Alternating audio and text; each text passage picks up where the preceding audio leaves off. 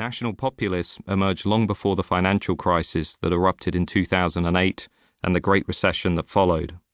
Their supporters are more diverse than the stereotypical angry old white men who, we are frequently told, will soon be replaced by a new generation of tolerant millennials. Brexit and Trump actually followed the much longer rise of national populists across Europe, like Marine Le Pen in France, Matteo Salvini in Italy, and Viktor Orban in Hungary. They are part of a growing revolt against mainstream politics and liberal values.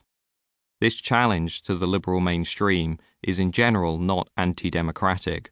Rather, national populists are opposed to certain aspects of liberal democracy, as it has evolved in the West.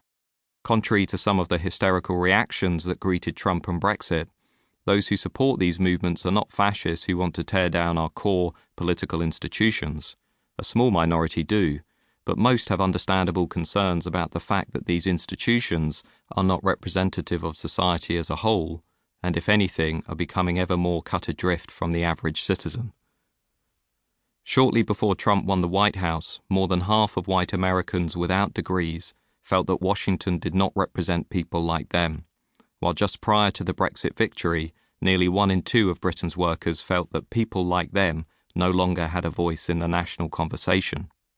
Against the backdrop of major scandals over lobbying, dark money, the abuse of parliamentary expenses, lucrative speeches for major banks, and revolving door politics, when former politicians exploit their contacts to finance private deals, is it any wonder that large numbers of citizens today are openly questioning the trustworthiness of their representatives?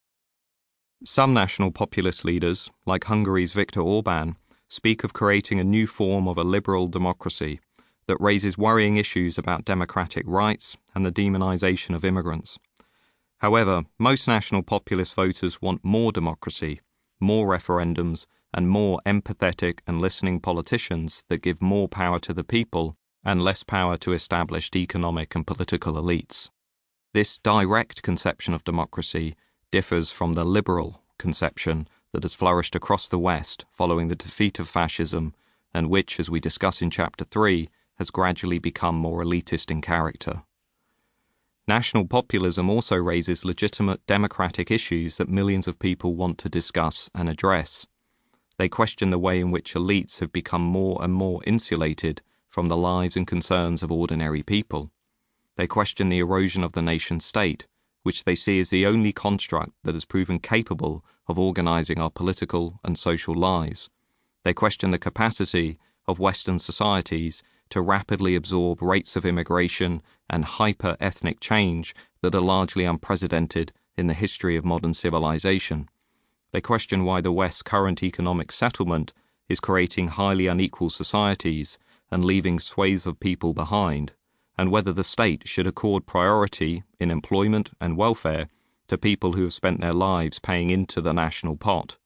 They question cosmopolitan and globalizing agendas, asking where these are taking us and what kind of societies they will create.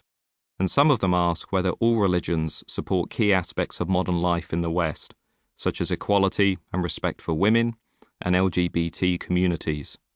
There is absolutely no doubt that some national populists veer into racism and xenophobia, especially towards Muslims, but this should not distract us from the fact that they also tap into widespread and legitimate public anxieties across a range of different areas. This movement needs to be explored as a whole because it is international in character. Many of our debates about politics are very insular. We focus on our own countries in isolation. Americans often interpret Trump solely from the perspective of American politics, but they can learn much from Europe, as their national populists are already doing. This is why in 2018 Trump's former chief strategist, Steve Bannon, went on a tour of Europe and met with several leading national populists, including Marine Le Pen in France, in countries that have been grappling with national populists for some time.